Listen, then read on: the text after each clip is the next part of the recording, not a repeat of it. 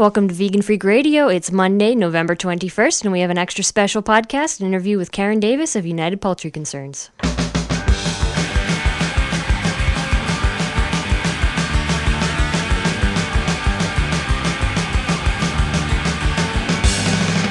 I walk into the store, they're selling chickens by the score. They eat dead birds just ain't for me. And I don't eat roast beef or fish, and pork and pig is not my dish. Go ahead and let your chickens free. Chicken orders for Purdue wants to keep those chickens to you. I don't take orders from Colonel Sanders to you. And I don't want to eat no hands, not even every now and then. I just want to let all the little chickens be. Hey freaks, welcome to Vegan Freak Radio. Podcasting without pants from home, here's Bob and Jenna. So hello and welcome. That's right. As Jenna said, we've got Karen Davis come up this week. Karen Davis is the president of United Poultry Concerns, and this is a pretty jam-packed interview, huh? Yeah, we did a little over an hour, and she talked pretty much the whole time. So. A little over an hour? Okay, 74 minutes to be exact, because that's how long our mini disc is. It was quite a bit over an hour, actually. But it was an amazing interview, and we were really pleased to have Karen on. And for those of you out there that aren't quite vegan, we want you to listen to this one especially closely if you're feeling like you might be tempted this holiday season to go and have a little bit of turkey. Yeah, and because I've heard from a lot of people who are getting frustrated because people always say Happy Turkey Day. Happy Turkey Day. And let me tell you, it's not so happy for the turkeys. Absolutely not. It's Unhappy Turkey Day. It's very unhappy Turkey Day for the turkeys. They really get the short end of the stick here. And, people always talk about it going, being hard to go vegan. I'm transitioning into veganism. It's very difficult, all this other stuff. Holidays are always a difficult time. But in general, going vegan isn't all that bad, And this is the time of year that you should really think about veganism, because this is the time of year that so many animals are killed just as a centerpiece. And, lots of people don't even like turkey. Yeah, and that makes it extra sad. And I think if you keep in your mind the things that Karen Davis is going to talk about while you're deciding about what to eat this week, it really helps you to make the decision. For me, when I think about how cruel we are to animals and everything, it really helps me solidify my veganism. Yeah, I'm with you there. It can be really it's just sad when you think about it and you stop and look at it and see what's going on. So yeah. This is the interview to listen to if you're on the border, if you're kind of wavering, if you're thinking you might have some turkey, if you just want to give in to make life easy and things like that. You should really listen to what Karen has to say about the lives of turkeys, about the kind of animals that turkeys are, and just the horrible things that they go through in order to come to the dinner table. Yeah, and she talks a lot about chickens and about her organization as well. So if you're, of course, already vegan, there's plenty of stuff that you're going to enjoy hearing. Oh yeah, we're always going out for the vegans, man. Of course, that's what we're all about. And she's got a lot of really good stuff to say, I should say. Yeah, she does. She's amazing, actually. So we didn't really get much of a word in edgewise. I mean, Karen, we got 3 or 4 questions off, and then after that, Karen just kind of took off, But it's good. I mean, in some interviews that's a problem. But with Karen, it's not a problem. Yeah, at I didn't all. even want to interrupt her because she was just saying some excellent things. So. I didn't either. We would have gone longer, but we ran out of mini discs. We use a mini disc to record the interviews, and mini discs that we have are 74 minutes long. And at 74 minutes, it shut off. So we went as far as we could with Karen, and it's just jam packed. She just hits it hard. So. Yep. So I hope you enjoy it. Yeah, we really do. And go ahead. No, you go. I was just going to say we're going to be back after Thanksgiving with our another usual podcast. Yeah, that's right. We'll be back normal bad time, normal bad channel. Yep. on Vegan Freak Radio. Here on Vegan Freak Radio, where we are every Monday. And I don't know. We hope you all do have a good Thanksgiving. If that is all possible. For those of you that are in the U.S. Yes, of course. Because we've got a lot of international listeners who could care less about Thanksgiving. Yeah, so think of all of us on Thursday, which is the holiday, but I'm just happy because we have a week off. Yeah, I know. I'm pretty stoked about that, actually. I'm really stoked to have a week off, in all truth. So, but, well, I guess we should just get to it. Yeah, so here's the interview with Karen. We'll let it roll. Enjoy. Have a good time. And as always, if you have feedback for Karen or feedback on our shows, let us know. Stop by the forums. And don't forget, the show is 100% listener supported, and little hits to the tip jar always help. So if you want to stop by our site and drop some money in the tip jar, we really appreciate that. Thank you all so much for listening, and here's an interview with Karen. Okay. Hello, everyone, and welcome to another edition of Vegan Freak Radio. Today we have an extra special treat for you. We're fortunate enough to be joined by Karen Davis, PhD. Karen Davis is the founder and president of United Poultry Concerns Incorporated. She has a PhD in English from the University of Maryland, College Park, where she taught for 12 years in the English department. Her articles have appeared in the Faculty Voice, University of Maryland, Journal of English and Germanic Philology, English Language Notes, Teaching English in the Two-Year College, Between the Species, a Journal of Ethics, and many other publications. She has published in the New York Times, The New Yorker, Wall Street Journal, Washington Post, Chicago Tribune, Columbus Dispatch, Cleveland Plain Dealer, this is a long list, Harper's Magazine, Atlantic Monthly, Nation, Baltimore Sun, Los Angeles Times, Dear Abby, Egg Industry, Feedstuffs, and has appeared on The Howard Stern Show. Karen has essays in Animals and Women, Feminist Theoretical Explorations, Terrorists or Freedom Fighters, Reflections on the Liberation of Animals, and Animal Liberation Philosophy and Policy Studies Journal, Volume Number 2. At the University of Maryland, Karen founded the Animal Rights Coalition in 1989, and she pioneered a course on the role of animals in the Western philosophic and literary tradition in the University Honors Program. Karen is a featured speaker at the annual National Animal Rights Conventions in Washington, D.C. and Los Angeles. On July 2, 2002, Karen was inducted into the U.S. Animal Rights Hall of Fame for outstanding contributions to animal liberation. Karen is the author of A Home for Henny, A Home for Henny, Instead of Chicken, Instead of Turkey, A Poultryless Poultry Potpourri, Prison Chickens, Poisoned Eggs, An Inside Look at the Modern Poultry Industry, and More Than a Meal, The Turkey in History, Myth, Ritual, and Reality. Karen's latest book is The Holocaust and the Handmaid's Tale, A Case for Comparing Atrocities. It's our great pleasure to have Karen. Well, it's a great pleasure to be here. Well, thank you so much. I'm glad you can make some time for us. I know you're very busy. Well, I just came in from cleaning up a chicken house. Excellent. We just took in 44 new chickens, so wow. They've added to the population. Wonderful. Can you tell us maybe a little bit about how those chickens came to United Poultry Concerns? Sure. These birds were among the 270 or more who were found apparently abandoned, in a parking lot in Brooklyn. I don't know how many people are aware of the very traditionalist, rigidly orthodox ceremony called Kippurit, which is part of Yom Kippur. It's not officially recognized. It's a medieval type of ceremony where the practitioners gather up chickens. In the case of Brooklyn, New York, and Los Angeles and other places, the birds will often sit in crates and cages for days, up to a week or more, without food, water, or any kind of care at all. And then when the ceremony commences, the practitioner swings the chicken over his or her head and projects his or her sins into the chicken, symbolically, and then has a chant that says something to the effect, now my sins pass into this chicken that I might live a long and happy life. And after that, the chicken is slaughtered. It's a horrible ritual, and our organization 100% opposes it. And of course, the attitude on the part of the practitioners towards the birds is, without any compassion for them at all.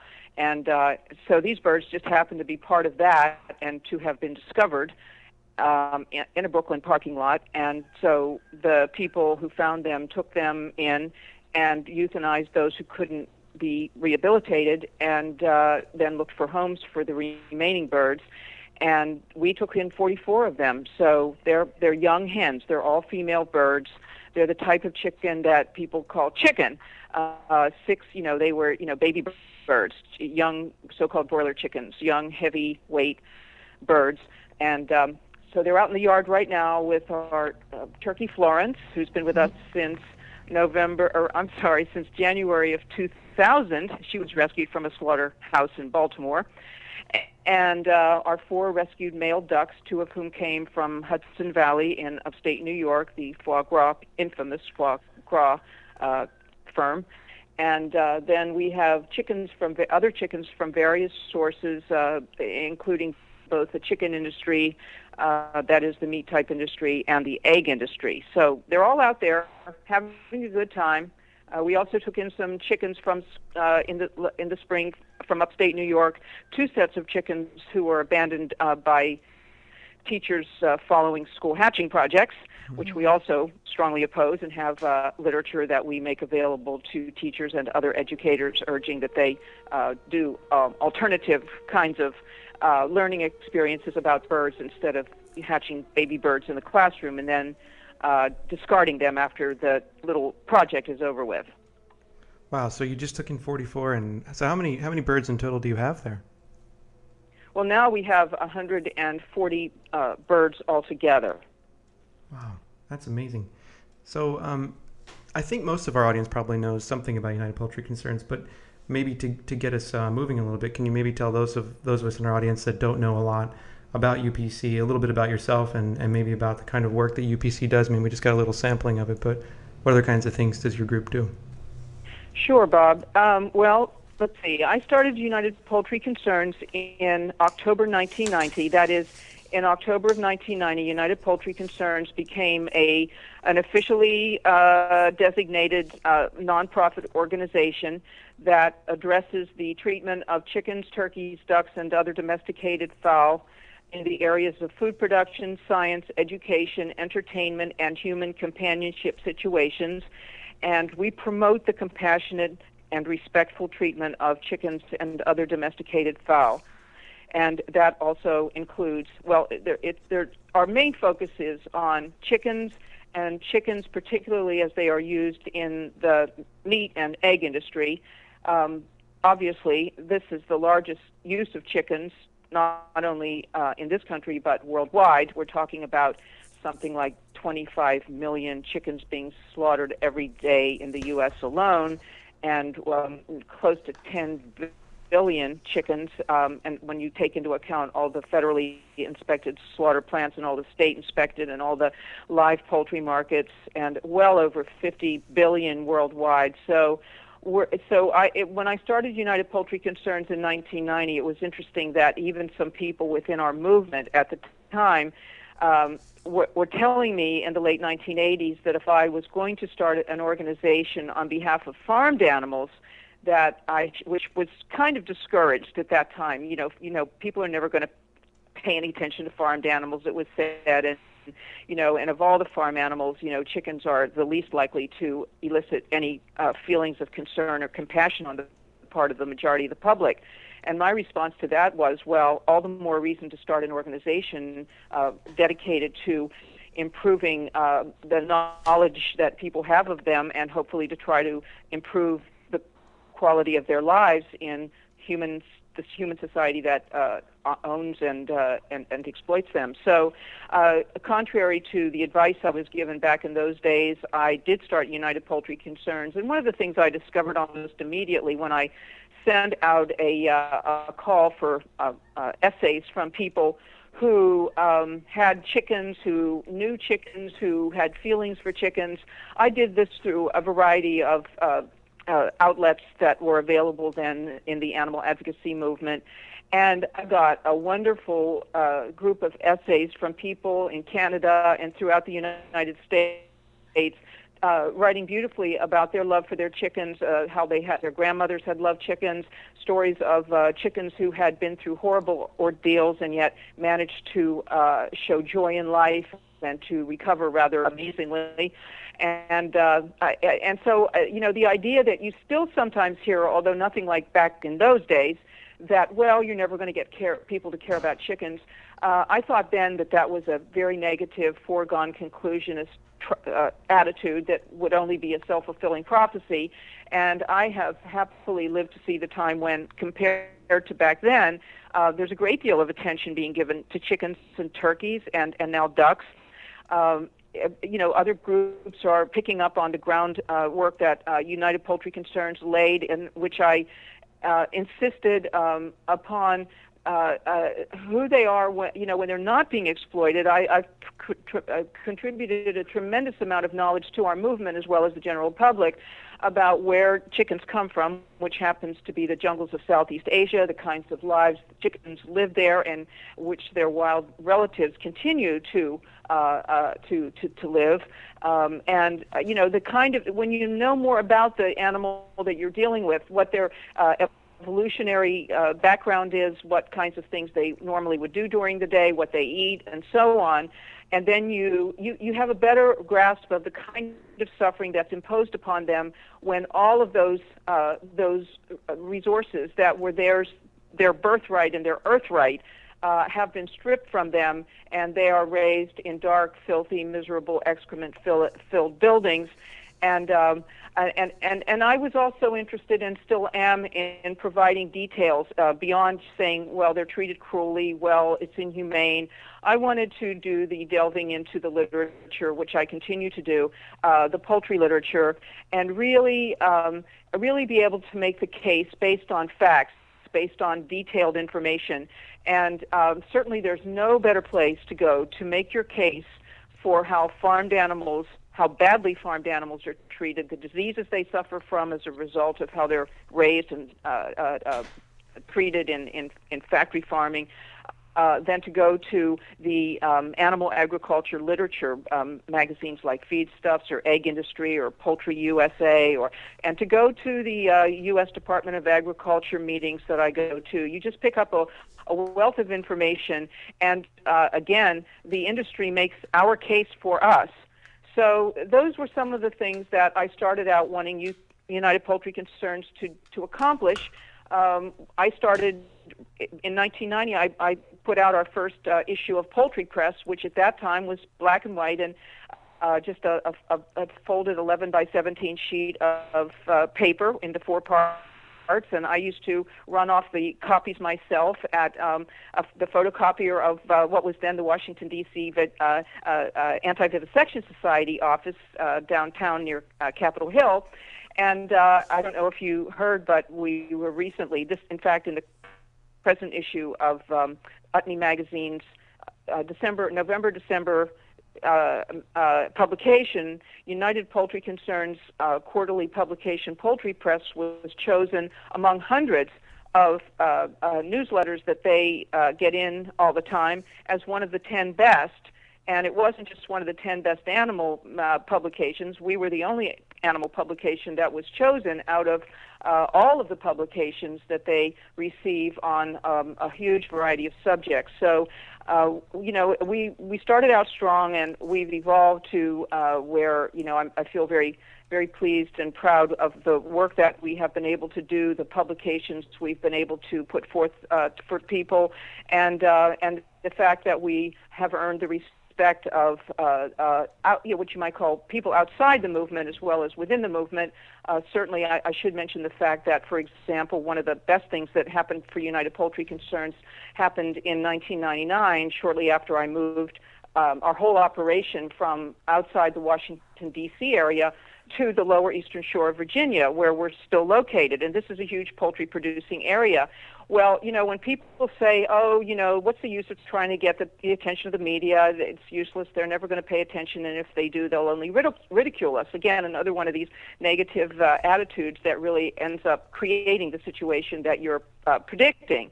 And I always think it's one of the biggest mistakes ever to assume that the news media is monolithically opposed to us, and it's not true.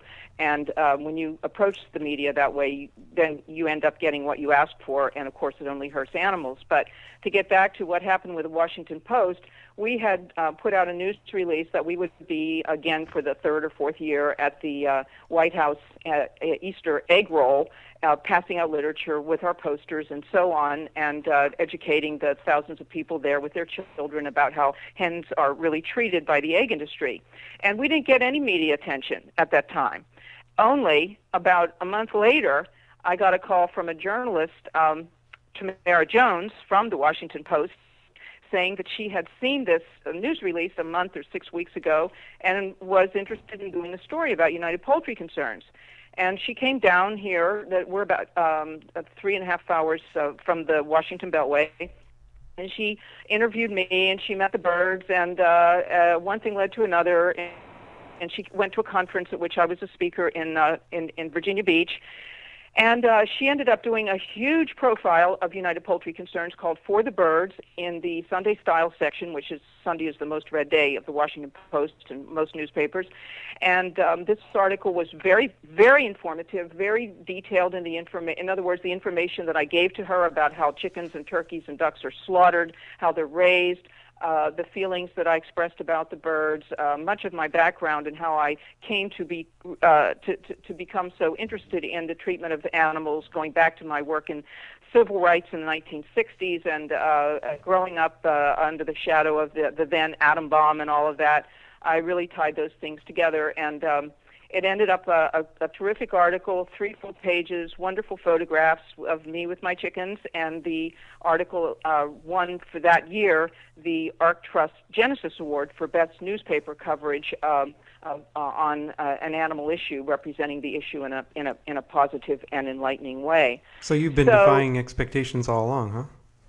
Well, yeah, I think you have to defy expectations, especially when the expectations are negative and assuming the worst. And when I say that, Bob, I by no means mean to suggest that I'm what you would call optimistic about things. I am fully aware, painfully aware, of what chickens and other birds, and really certainly just to narrow our discussion to farmed animals, we could expand to all animals, but I will be just say this, that regarding farmed animals, who constitute the largest number of abused animals on the earth, and the largest majority of those being chickens, and to expand that category, all birds in general, who are considered food, consumables, I certainly I look at the worldwide picture, and I do a lot of reading outside the industry and movement literature as well. So I have a pretty good sense of the terrible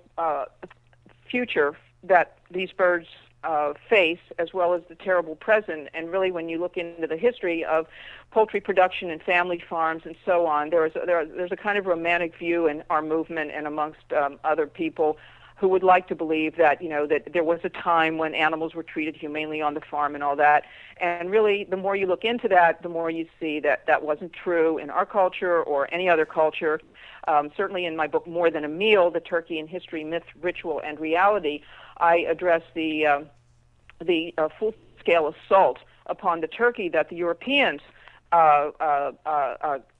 commenced to commit when they came to this country in the 16th and 17th century. But at the same time, the idea that Native Americans lived benignly with animals, including turkeys, really is a myth. It doesn't have anything to do with how turkeys were actually treated by Native Americans. And I say this only to point out that my reading, my knowledge, my experience shows that we're looking at a huge human attitude problem and behavior problem when it comes to our treatment as a species of the members of other species. I don't think there was ever a golden age when humans really lived benignly with anybody they could take advantage of, except in those rare cases where you pull out somebody and make a friend of them while you mistreat everybody else in that category. And when people suggest that, well, animals can be treated humanely, my response to that is, well, for one thing, like you talk about humane slaughter, well, okay, if these methods of slaughtering animals, like cutting their throats, subjecting them to electricity, and then partially slitting their throats and so on is so humane, given the fact that they have virtually the same physiology, the same pain receptors and everything that humans do, and that includes chickens, why don't we want to be slaughtered or killed or euthanized that way, if it's so humane? And then, animals it's not just metaphorical, although it is also metaphorical, but it isn't only metaphorical, and a figure of speech to say that non-human animals are the slaves of human beings. Mm-hmm. They are literally the slaves of human beings. They are treated as property. They are owned. And when we look at the history of human slavery, just to, let's say, confine ourselves to the treatment of the Europeans and the white Americans of black people, African Americans, people who became African Americans, the history of slavery was horrible. It wasn't humane. The situation is inimical to compassion and respect for those who you exploit, who have no legal recourse. And one of the reasons why rights, I think, is important, and by rights I mean recognizing claims that other living beings have upon us, upon our mercy and our sense of justice and acts of justice and so on. I think nobody who claims that rights don't matter, legal rights, would give up a single right that they have to protect themselves against those who are stronger and who would take advantage of them. So again, you get into a lot of romantic ways of talking, but when you look down at the hardcore facts, anybody who thinks that animals' rights are not important should just be asked, well, how many of your rights are you willing to give up and just be at the mercy of whoever wants to do what they want to do with you? They're the only thing between you and them is the law.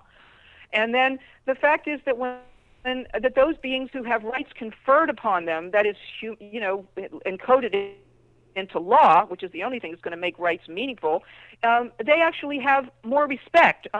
Rights not only protect the weaker against the strong, but they actually confer a status on the right holders, so that they are, because they are recognized as deserving of rights, are treated with greater respect. So there are many reasons why rights for non-humans are absolutely critical. I am not optimistic about rights for non-human beings anytime in the next millennium, if ever, for lots of reasons. My general approach is that we should do everything we can to try to educate people, try to accomplish the goals that we have, that we believe are right, which includes conferring rights upon non-humans encoded through legal channels.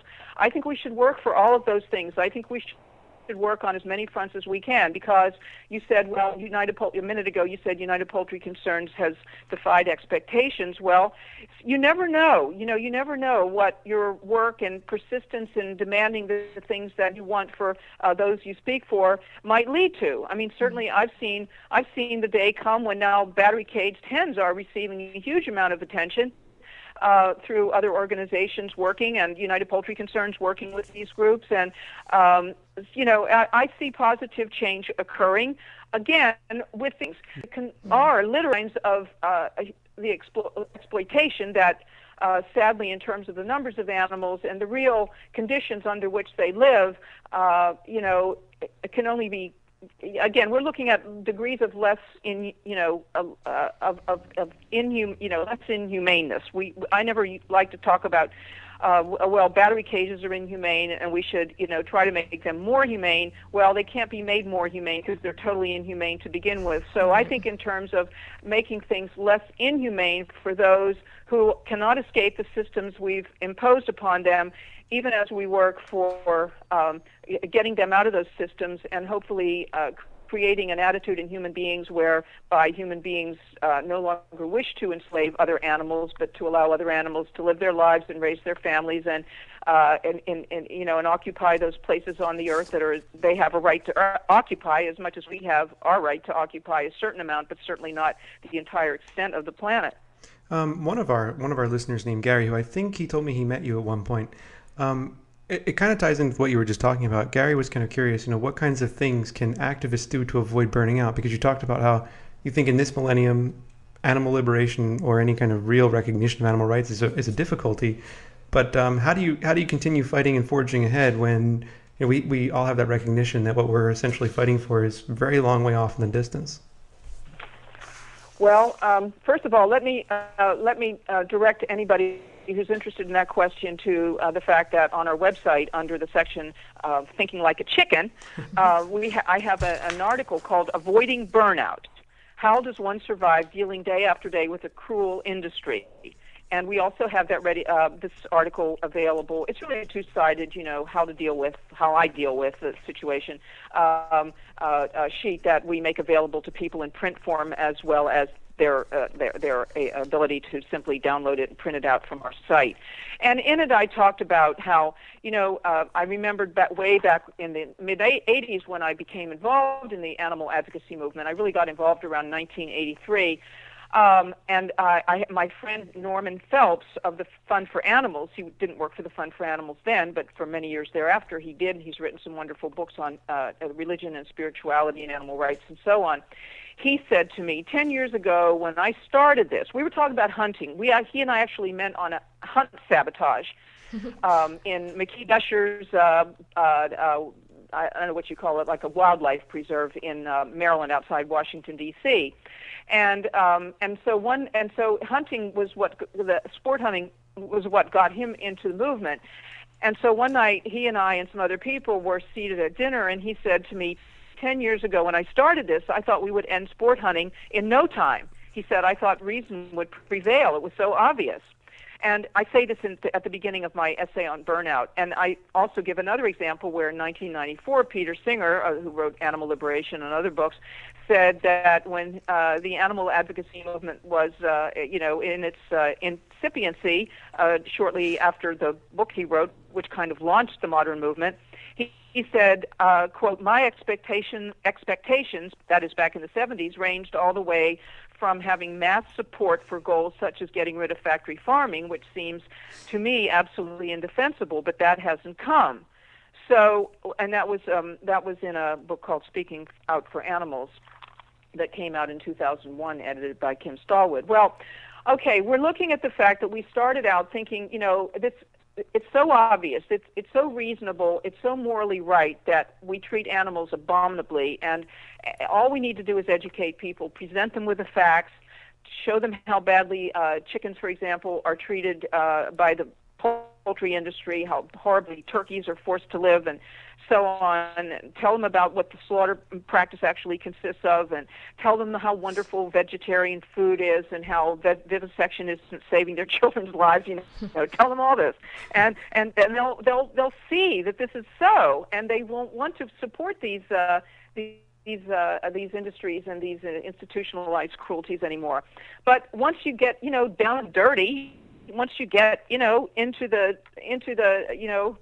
real struggle, you begin to find that you are up against human nature. You're up against attitudes and behaviors that are very adamantine and difficult to overcome, and it's just not an easy thing.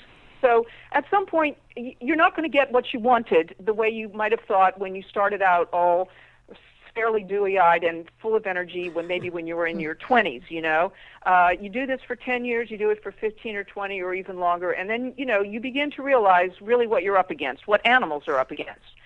So then I guess many people get to the point where the question is it worth continuing, or they just get tired physically, mentally, emotionally.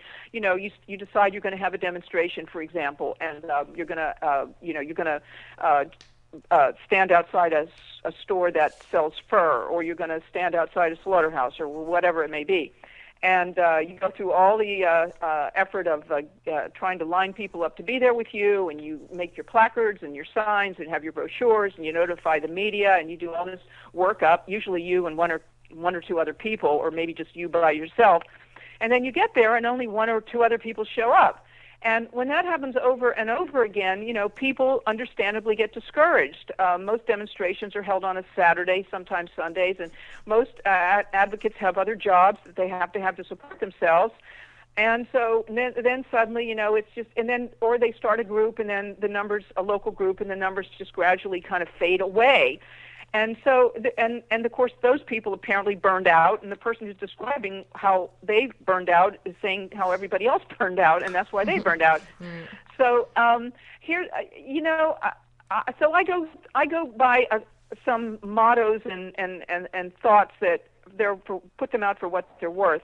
First of all, I said in my essay on burnout that I was very affected a number of years ago when the magazine, The Animals Agenda, was still being published, and it used to have wonderful interviews with everybody from Alice Walker to Farley Moa to, well, in this case, Coleman McCarthy, who for years was kind of the token peacenik on the Washington Post. He is anti-war, anti-violence, and pro-peace, and he taught and still teaches, I believe, at American University. He teaches peace studies, and his dedication to peace and his world view and philosophy encompass animals, animal rights, and he's a vegetarian, and so on. And so, in the interview that was conducted with him, he said, the question was raised by the interviewer. Do you think that with all that we're up against, do you think we're ever going to win? And Coleman McCarthy said, yeah, you're right. We are up against so much, and we're up against ancient traditions, we're up against customs, we're up against people's appetites, we're up against a million things. He said, but my response to that is, don't worry about being successful, just be faithful. And what he meant by that was, of course we want to succeed, and we want to work to succeed. But if we're only working for immediate goals and success, then probably we are going to burn out, because we may work as hard as could be for, let's say, chickens and still fail, because the forces arrayed against chickens and against us and all of our arguments are simply stronger as far as the world goes. But faithfulness is a different thing. If you're not faithful, you will not be successful. And it's not about having faith, it's about keeping faith. Keeping faith is the one thing that we can all do and must do if we're going to forge ahead, and on behalf of animals and animal rights. And again, we have to ask ourselves, okay, we have to face the reality principle. These are the facts. The question is, what is our response to these facts? We can quit, we can burn out, we can say, I give up, or we can keep fighting. In my case, I mean, I don't even want to suggest for a minute that I am every day feeling like, charging ahead, although I do also live by something else I read once, that William Faulkner was reputed to have said. He said, I only write when I get inspired, and I get inspired every day, which I really like. Yeah. Because the point is, if you wait to get inspired, you'll never do anything. You have to make yourself inspired. You have to get up and start writing whether you feel inspired every day. That was what he was saying. I only write when I'm inspired, and I get inspired every day. That's brilliant. You have to generate yourself. You have to get, it's like you sit down with a blank piece of paper and you have to write an article, or you want to write a letter to the editor or something. And you can't even think of what you're going to begin to say or how you're going to formulate it or anything. And I go through this all the time. That's why I almost dread every time I sit down to write a letter to the editor, because I know in most cases, I can never just toss off a letter to the editor. I have to spend sometimes hours on it, and then in many times it's not published anyway. So, but the thing is, as you start to sit down, you've got the computer in front of you, you've got the screen, or you've got the piece of paper, whatever, and somehow when you focus your attention fully on this project, thoughts and ideas and ways of expressing those thoughts and ideas begin to come forth. And that's what you have to do. You have to decide what you want to do with your life. You can quit, and things are just going to go on, and you can go turn to other things. But I just feel that that's not what I want to do. I couldn't do it almost. It's one of these commitments that both you have to recommit yourself every day, but at the same time, it's a commitment that's kind of happened to you, and that you have to honor as best you can, as long as you have the energy and the fortitude to keep going. But you have a lot to do with the amount of energy and fortitude that you have to keep going. I remember years ago when I was in the still teaching English and working on my PhD back in the early 80s. In the English department at the University of Maryland in College Park, and pinned up on the wall in the English department was a statement by somebody whose name I've since seen, but I still can't remember now who it was, some revolutionary in Italy or somewhere. And it said, "Pessimism of the intellect, optimism of the will." Mm-hmm. And I really like that too, because what that says to me is pessimism of the intellect. You face the facts, and the facts aren't promising. They're not all unpromising, but essentially you have to, don't go in with romantic expectations. Have reasonably high expectations and know what your goals are, but don't live in a dream world. Don't live in a world of illusion. But optimism of the will, that's again where it's like when you don't feel like having to go out there and leaflet on the street corner. But it's showtime. It's like what actors talk about, Mm-hmm. No matter whether you feel like crap or not, you have to go out on the stage. It's showtime. You have to put yourself into a mode of readiness to put on your best act, your best show, whatever. And actually the energy comes to you when you take that attitude and when you do that.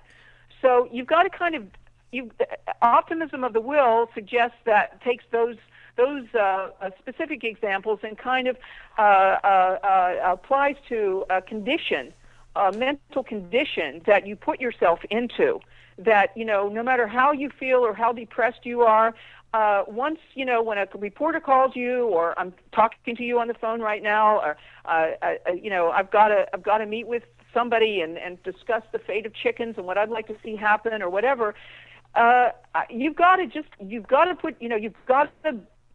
do your best. You've got to decide. Okay, I mean these birds, these animals, they're all as far as what they have to, their only hope in relation to the human species is pathetically the members of the human species, that small number, hopefully that will grow, that will speak up for the animals and be their voice and be their presence and be their vicarious representative. And so when you picture their eyes and you picture the conditions that they're living in as we speak on the phone right now, it's so overwhelming, it's so horrible, but how can you abandon them? Absolutely. Sure. That quote by how can you... Huh? That quote that you raise is a great one. I think it's by Antonio Gramsci, who he spent some time in prison for his convictions, so he knows what he's speaking of. Yeah. We only have about 20 minutes left, and I was hoping that we could maybe spin the conversation for a second away from activism and back to the question of turkeys and Thanksgiving, because in the U.S. Thanksgiving is coming up, and I thought maybe you could educate some of our listeners on some of the things that the turkeys go through. So maybe you could talk briefly about kind of how turkeys are in the wild, and then how they've kind of been beaten into domestication over the years. Yeah, well, this gets back to my point that when you know more, when you really learn about who turkeys are in the wild, who they were, and then you compare that with the miserable conditions that they're forced to live in now to become a food source.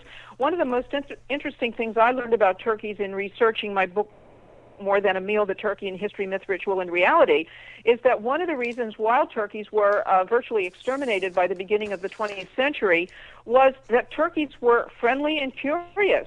They would walk up to settlers, so-called settlers, and various army troops and so on, and they were just, I guess, fatally curious and interested.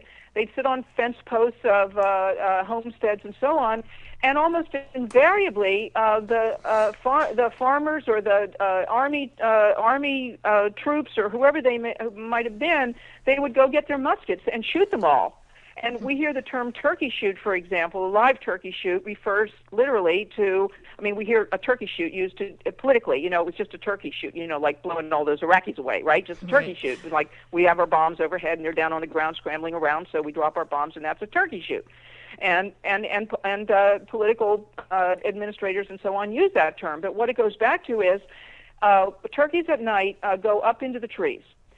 Turkeys are, when it gets to be dusk, they want to go up in the trees as high as they can, and when the early Europeans first encountered turkeys, the turkeys would be in the trees for over a mile. There would just be turkeys everywhere.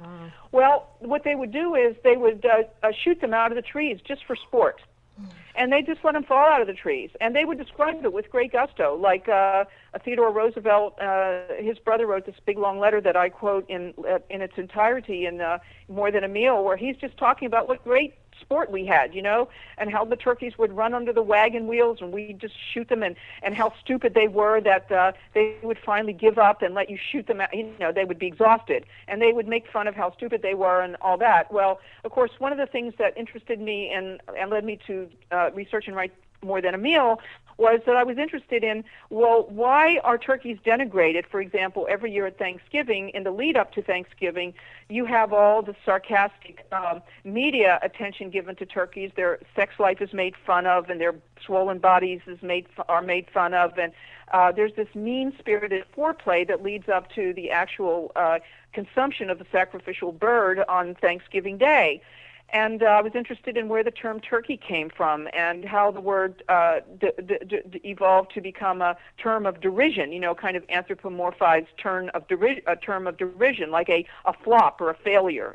There are various speculations about, how the turkey came to be a metaphor for a flop or a failure. One suggestion is that one of the earliest uses of the word turkey in that regard in print was back in I guess it was the very early 20th century, where a failed Broadway show was referred to as a turkey. And so it seemed, based on the reading that I did, that there was something about particularly the way male turkeys would, the way they strut, if you've ever seen them in mating season, how they puff their chests out and the snoot, that fleshy appendage that grows down in front of their face, it gets real long and it gets very red and it gets very swollen, and of course it obviously looks like something, like another phallus almost, and so, I think partly that was why the turkey, and gobbling and everything. I think that, to many people, this is just a very humorous sight, which also is a kind of satire, almost unintended by the turkey, but a kind of satire on, men strutting and showing off their stuff and all of that. And so and of course it was believed by many, but certainly not all, that there was, turkeys were basically stupid. Well, again, a lot of this idea of how stupid they were came from the idea that, eventually when you would chase them down, they would give up and let themselves be shot, or they were considered stupid because they were stupid enough to walk up to settlers or to a campfire and express their curiosity, and for that they were regarded as stupid, like they asked for it. It's like the victim asked to be shot. After all, they walked up to me. What do you expect me to do? And it's amazing the extent to which these attitudes exist and have existed for millennia and continue to exist, and I've always been interested too in how, animals who will walk into a slaughter plant, they're called stupid because they'll walk into a slaughter plant, like a sheep led to the slaughter. And yet when I was doing a great deal of reading and writing on ostriches and emus, the same characterization of these poor birds, ostriches and emus, was used because they wouldn't walk into the slaughterhouse. They're so stupid they won't even walk into the truck. So here again, you've seen a will in humans. No matter what the animal is doing in the turkey or whatever, it doesn't matter. If we have a will to denigrate and be sarcastic towards them and want to use them in a destructive way, then we characterize our victims in ways that suggest they deserve to be treated that way, even if it's with the opposite of the way they were called stupid and undeserving in another situation. But anyway, it's interesting that turkeys covered the entire continent, except in the very coldest regions like Alaska and upper New York State and some parts of Canada. Turkeys were all over the country. They were in North America and including New England and South America. What became the southwestern United States. They were in Central America, and of course, I guess we don't have time to go into this, but if people order my book, they can certainly learn all about it and read how how the Native Americans in various parts of the continent would hunt turkeys and roast turkeys, and there's a whole encounter there by Cortez and his men in Mexico, and seeing how the Indians, in their huge markets, the Aztecs had turkeys all over the place, and so on. So again, turkeys were used, and many turkeys were used also by Native Americans in ritual strangulation ceremonies and live burial ceremonies and all kinds of things. It just happens to seem that when the Europeans came, they just really, the numbers of Europeans, and just there was no restraint on what the Europeans did. In any case, turkeys, when you read about turkeys have a wonderful, beautiful dance that has been described, where they will just do this dance like on a snow-covered hill for the joy of it. And it's been described beautifully. Ostriches and emus have also been described as doing these beautiful dances for just the joy of doing the dance. Turkeys, for example, can swim if need be. They can fly over a mile over a pond or a lake. They are so versatile in what they do, what they like to do. They have very strong legs, and they actually spend more of their time running and walking than they do flying, but they can fly heavily, but they can fly well. Of course, modern turkeys raised for meat can't fly. It's not they don't want to. They would also like to go up into the trees, but they can't because they've been bred to be too heavy. Yeah. So I'm sorry. Yeah, I was just going to ask you to talk a little bit more about how turkeys in factory farms are being treated and how they're raised in comparison to what they're sure. like. Yeah. Well, first of all, turkeys raised for food. They're raised by the hundreds or the thousands in extremely crowded buildings. They are never permitted to go outside. I mean, there are some alternative methods now that are being used, tiny niche markets where the turkeys are allowed to go out occasionally, and they're almost always debeaked, no matter what kinds of systems they're raised in, because turkeys aren't intended by nature. They didn't evolve to live close together, jostled together. And if you've ever been bitten by a turkey, you know that is a painful bite. I learned that when I worked at Farm Sanctuary in the 1980s. I mean, and turkeys get moody, Sure. And you see, in nature, turkeys can run away from each other. Chickens run away from each other. They go up into the trees. That's part of how they evolved. They evolved to run away from each other if things get too testy. But what do they do when they're all locked up and they're wall to wall and they can't get away from each other and there's nothing for them to do all day? There are no activities. I just briefly described how turkeys are very active throughout the day. Turkey mothers spend close to 6 months with their young, teaching them all kinds of things. And turkeys have an active, varied life in the wild. Well, all of that activity and those inborn behavior patterns that define them as turkeys are still in them. It's just that they have no opportunity to exercise these impulses and these interests and activities that they would otherwise do. Mm-hmm. So they're locked up in their own excrement. I mean, that's one thing that people should understand. Has never been in the history of the world such concentrations of excrement as human beings, particularly from the 20th century till now and on into the future, obviously, have concentrated by putting, let's say, chickens or turkeys or pigs into single buildings where the birds and the pigs, in the case of pigs, really know their bodies primarily as sources of excrement. And when I say that, I mean that they're not only excreting constantly and can't get away from it, but excrement is used as part of their feed ingredients, and when the manure is being decomposed by the bacteria that are always active, in decomposing manure, which is a beneficent thing in nature, in these crowded, filthy buildings with their buildup of droppings, manure, and heavy metals and everything else, the manure becomes a noxious gas. That is, it becomes a concentrated nitrogen product that we know as ammonia fumes.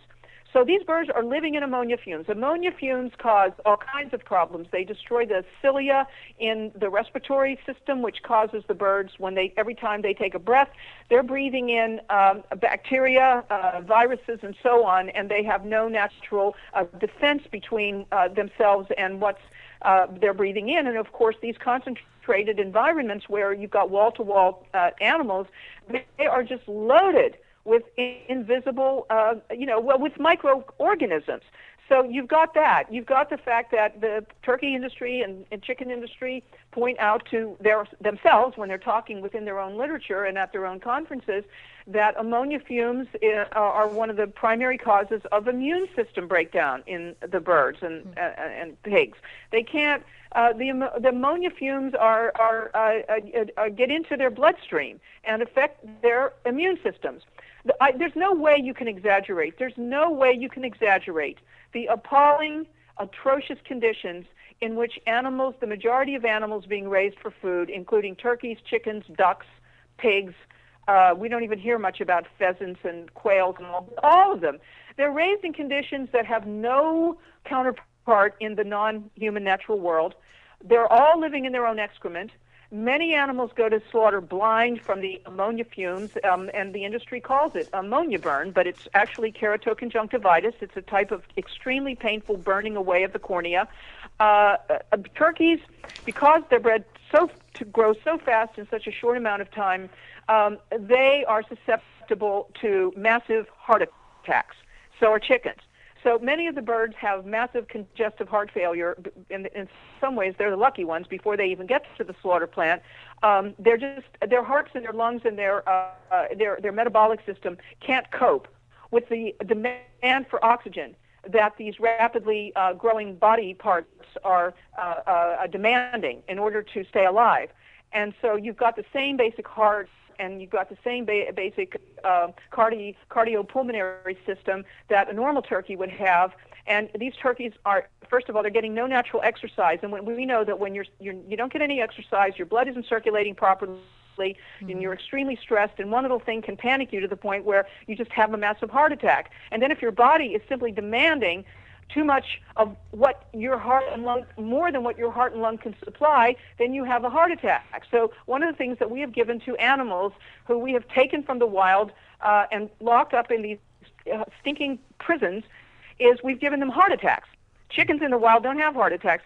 Turkeys don't have heart attacks. This is where these animals become reflections of human pathologies, where I talk about in more than a meal, but I also talk about it in my new book, The Holocaust and the Handmaid's Tale, a case for comparing atrocities, that when you talk about anthropomorphism, nothing is more, in the negative sense, anthropomorphic than the way that we have forced these animals to reflect our desires and our craziness, that they have been impregnated with human impulses in the forms and human desires in the form of dysfunctional bodies.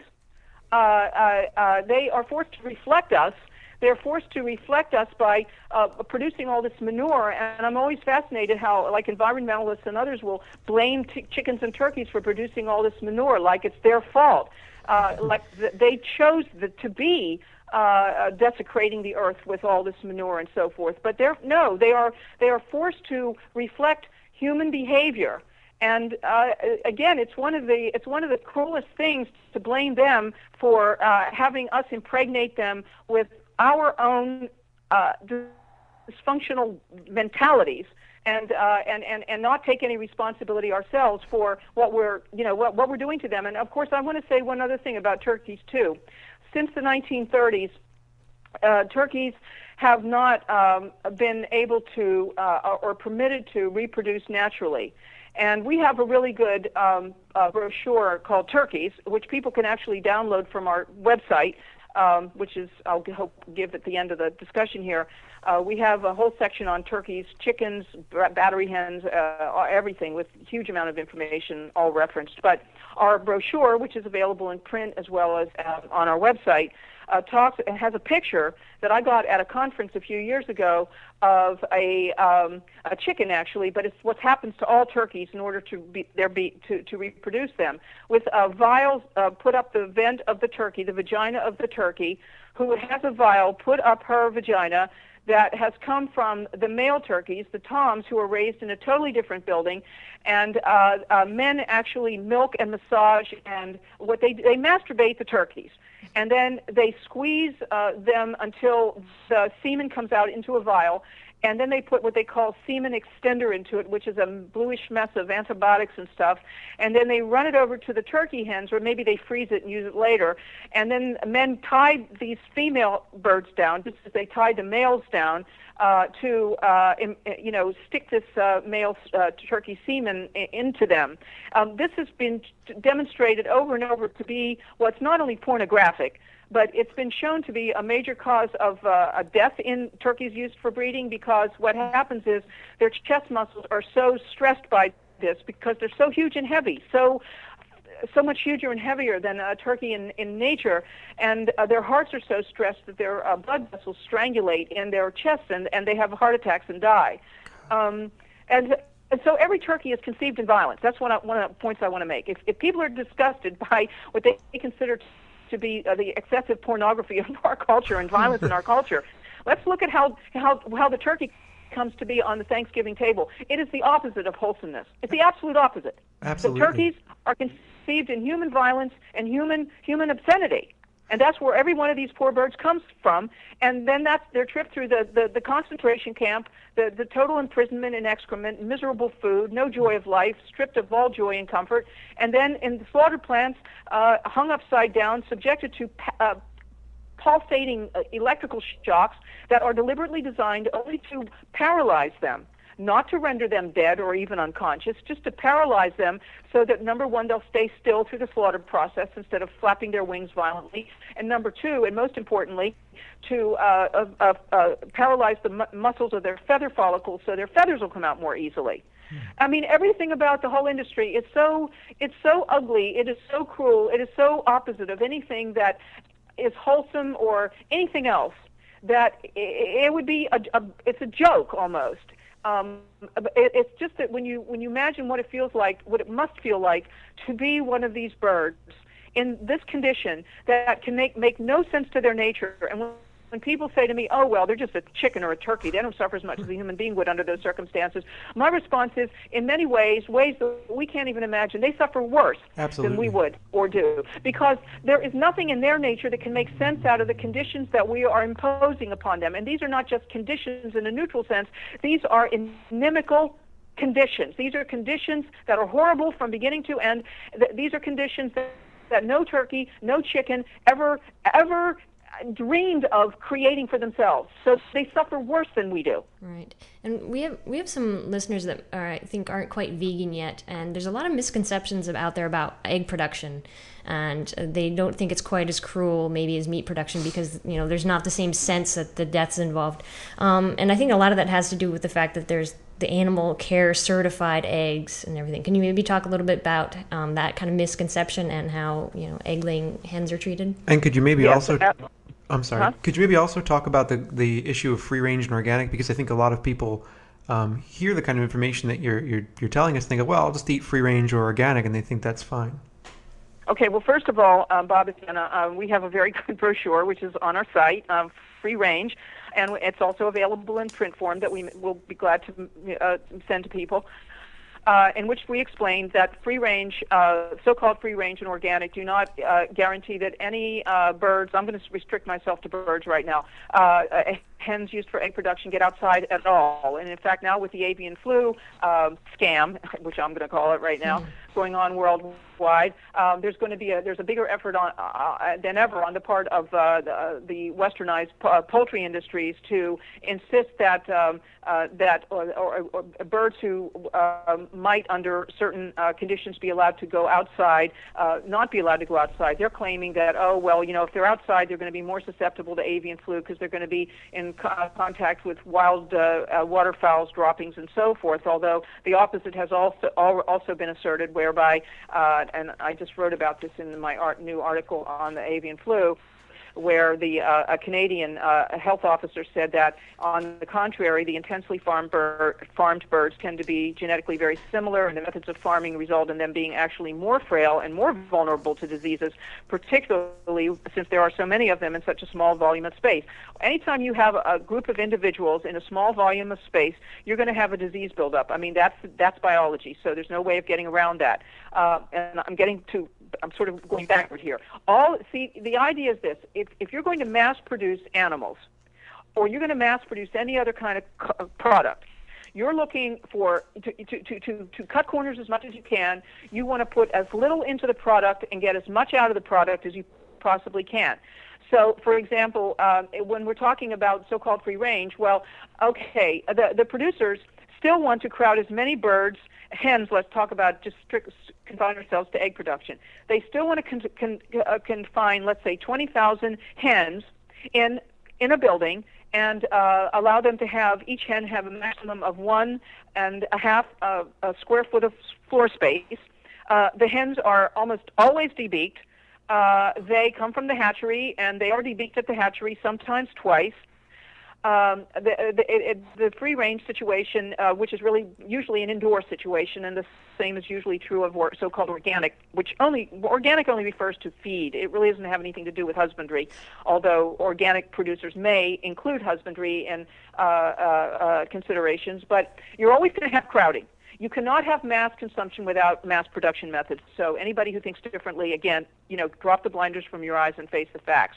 At the end of the life of a battery caged hen, which is how virtually 99% of hens in this country and over 75 to 80% of hens worldwide are forced to live. They're living in little wire cages.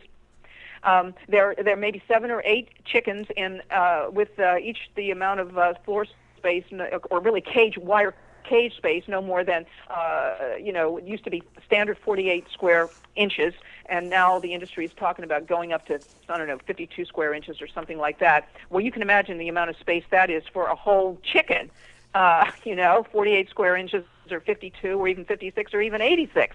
There's no room for them to do anything. They're standing on wire. Very bad for their feet and legs, causes all kinds of foot and leg infirmities and problems. Their nails grow very, very long because they're not outside scratching in the soil as nature intended. Therefore, their nails grow very long and can curl around the cage floor, and they become trapped, and they cannot reach the food and water. And of course, when the chicken catchers come to get them, grab them out of the cages at the end of the laying season or the laying period, they just grab them out of the cages as fast as they can. So in many cases, the legs are just left behind. So are wings. So are in some cases heads. And since, like dairy cows, since hens used for egg production are not bred specifically for meat, they don't have a lot of muscle tissue on them, and they've lived such lengthy lives because, again, when you're thinking about meat-type animals, their lives are shorter. In the case of chickens raised for meat, they're only living 6 weeks in miserable, filthy, horrible, wretched conditions, but they're slaughtered at the end of 6, maximum 7 weeks if they're called roasters, maybe 9 or 10 weeks.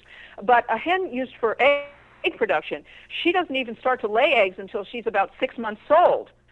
So she's living in this house, and of course, even though broiler chicken houses and turkey houses are only cleaned out once a year at most, and maybe not even once a year, consider that a hen in a battery cage, in a world of cages, in a universe of cages, in a 400-foot-long building, they're going to be there for a year or two, and that place is never cleaned out.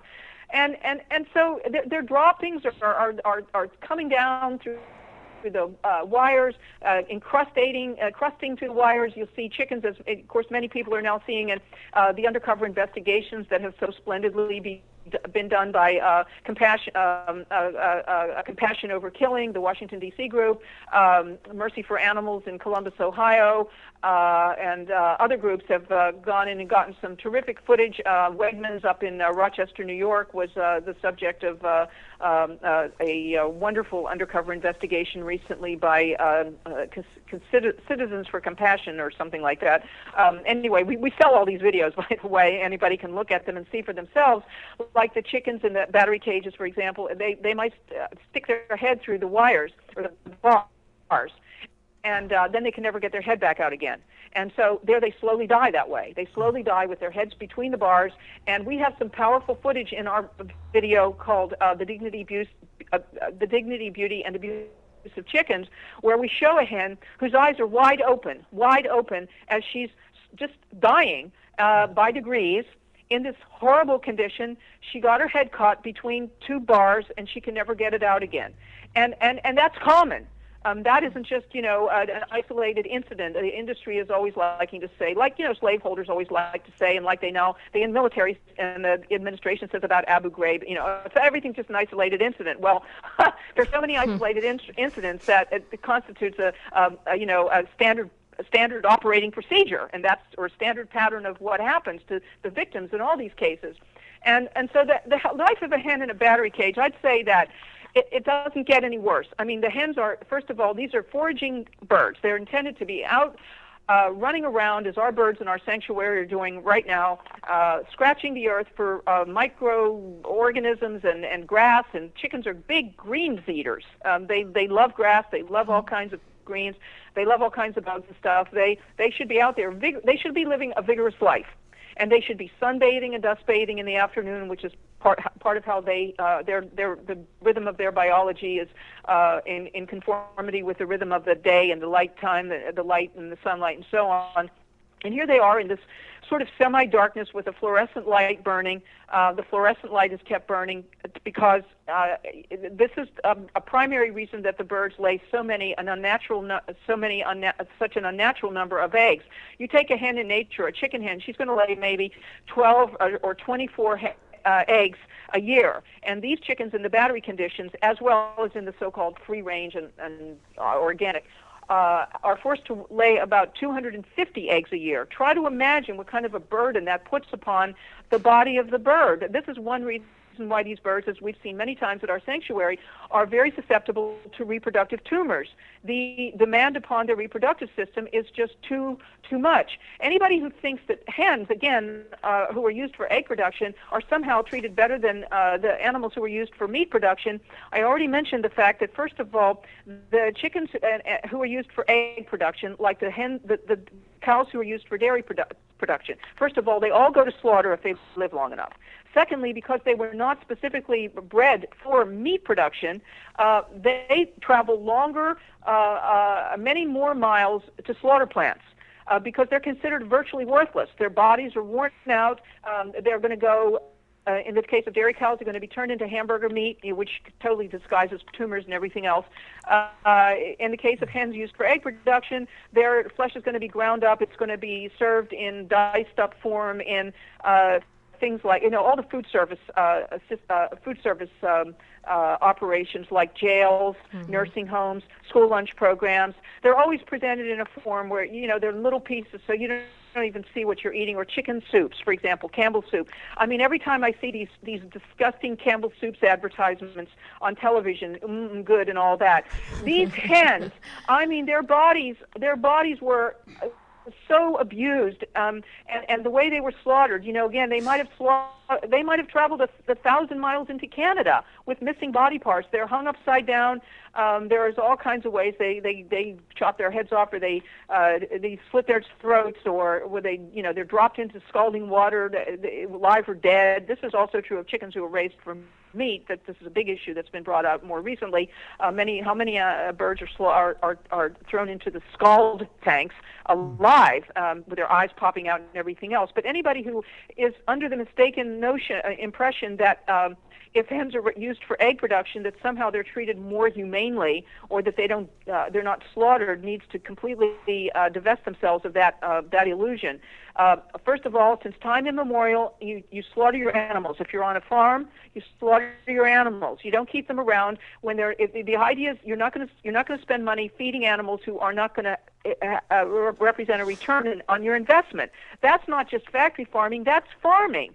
You hear about spring chickens. Well, that's the rooster who you slaughter after 6 months, or the young spring chicken. You slaughter these chickens and you eat them. What are you going to do with what's a normal farmer going to do feeding a large number of roosters? They're not going to do it. They never did.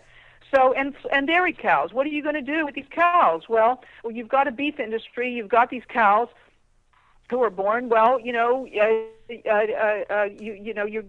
to use them for dairy products, and then their babies are all going to be. What are you going to do with them? Well, you might use some of them for a lot of them. Most of them actually go on to be slaughtered for what's called bob veal, standard veal, babies muscle tissue or beef, and then a number of them, a few thousand every year, go into the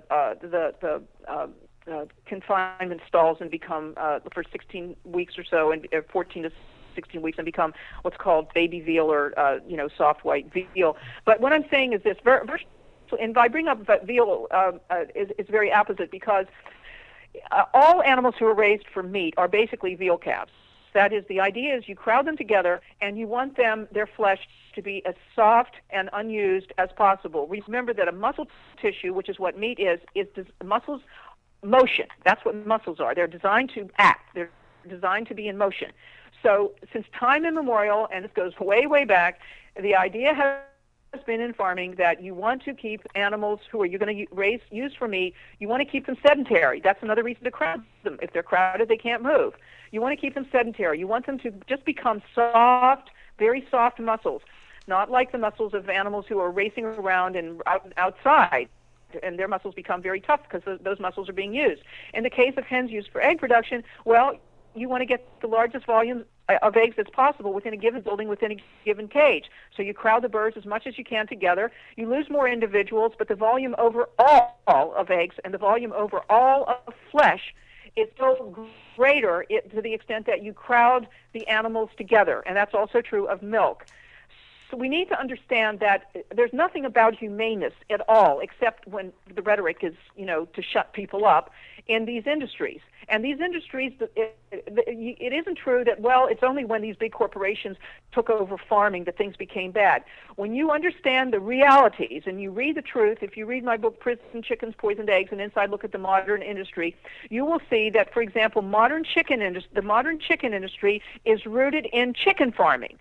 Tyson was a vegetable fruit farmer who raised a few chickens. And when the Depression came, started trucking the chickens to the big metropolitan areas, chiefly Chicago.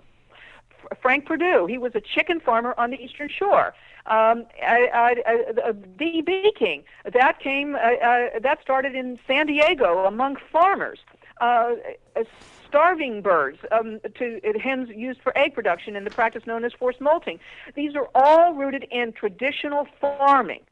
So people need to be clear on the fact that farming was never benign or humane, or the farmer was never looking at animals as, any more than the slaveholder was looking at the human slave as, well, we need to do everything to make their lives as nice as possible. In fact, if you read the human slavery literature, you'll see that they made the same argument. Why treat a slave? Why waste money on medicine when it's cheaper to just get a new one? Absolutely. And if that's exactly the attitude in farming, why waste your time on you certainly don't waste your time on individuals. I mean, there's no profitability in that. So, go ahead. I just want to, I'm sorry to cut in, but if we don't draw this to a close pretty soon, we're going to run out of digital tape. So we have about 1 minute left, and we really appreciate all of the stuff that you've been talking about. It shows to me the barbaric side of this entire industry, and how at its roots it is very problematic. But if we could maybe close with two things. The first thing is, I was wondering if, and remember, we have maybe about 45 seconds tops. Can you briefly say what it is that you think, what can people do for Thanksgiving? And also maybe we could close with you telling everybody your website address and things like that. So sure. It has to be brief, though. Okay, I'm hurrying. Okay, first of all, our website address is upc-online.org. It's www.upc-online.org. I have a wonderful cookbook which people can order, has whole Thanksgiving recipes, wild rice and mushroom stuffing, and all kinds of marvelous things. People can create what I call a polyphonic table, where you have a wide variety of things. You might have a tofu turkey, for example, or you can have all kinds of casseroles. Again, my book has all kinds of casseroles and wonderful things. There's so many fake meats now available for people who want fake meats, or you can do wonderful things with pastas. You can do things with shiitake mushrooms that really can be made to taste like, have the same consistency as meat. You can freeze tofu. You can unfreeze it, and it has a chewy texture. And the thing about tofu is that it takes in any marinade or any sauce that you soak it in, so that it takes on those flavors. And since you can, again, you can make it have that same meat-like texture, you really can do marvelous things. Okay, Karen, I'm really sorry, but we have to cut you off here because we're going to run out of tape, and then we will get disconnected. So we want to thank you so much for coming on. Yeah, thank you so much. Thank you. Can I just? Are we off? We're going to be off any second, so hurry. Okay, I'd say discover new traditions and pioneer new traditions in the kitchen. Wonderful. Don't just switch from beef to chicken. Get the slaughterhouse out of your kitchen. Excellent. Wonderful. Thank you so much, Karen. We really appreciate it. And thank you, Bob, and thank you, Jenna. Yes. Okay, so that was our interview with Karen Davis, United Poultry Concerns. You should go visit her website at upconline.org. Karen does amazing work with her organization. Yeah, she's got a lot of great info, a lot of good books you might want to check out. And like she mentioned some of her things about, activist burnout and that kind of thing. So check it out. Yeah, she's really good. She knows her shit. And we would have let her go longer, but we were running out of mini disc. We only had a few seconds left as it was. So it was tough. Yeah, so some really good food for thought there. So if you have any comments, please let us know. It's the thing you got to hear right before Thanksgiving. I mean, what else could you hear? Yeah, definitely. It's perfect. So next week we're back with a regular Vegan Freak show. No, I don't think we have any interviews next week, do we? Yeah, we got some coming up in December, but I don't know if we're going to have any next week. Yeah, we've got a couple interviews coming up in December. We're trying to sort out different dates with people, but right now, tentatively, it looks like we've got something going with Josh from Herbivore Magazine. We've got Eric Marcus coming up in December. We also have Josh Harper from the Shack 7 coming up, I think in December. Excellent. We're still sorting out dates, and we've got a whole bunch of things lined up for you. We're ready to deliver all kinds of action-packed vegan freak fun for you. Oh, yeah. We're your vegan freakies. We're on the scene, and we got it going.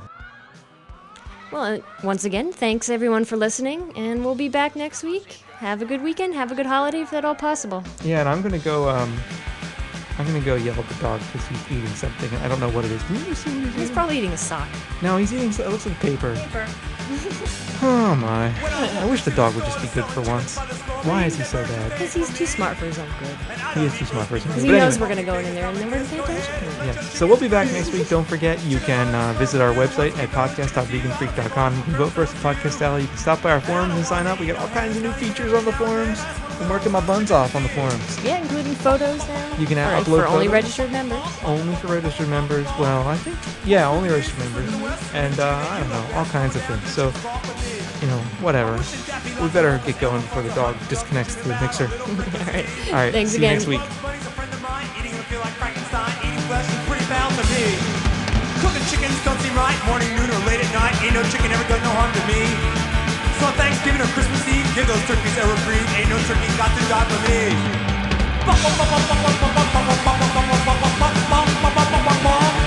Well, swing to the east or swing to the west. Swing the chicken that you love best. Coming down to the chicken squawk with me. Buckle Nugget looked at me, said NBC's okay with me. We learned how to let our chickens free. We birds of feather, we stick together. We said our chickens free forever, so go ahead and let your chickens be.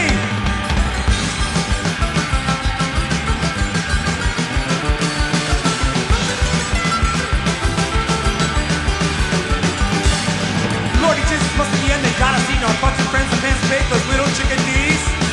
Well, swing to the east and swing to the west. We'll swing the chicken that you love best. Coming down to the chicken squawk with me. Well, swing to the east and swing to the west. Swing the chicken that you love best. Coming down to the chicken squawk with me.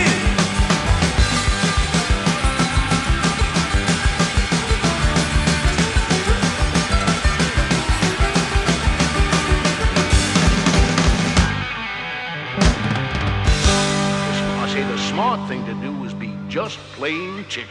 Yeah.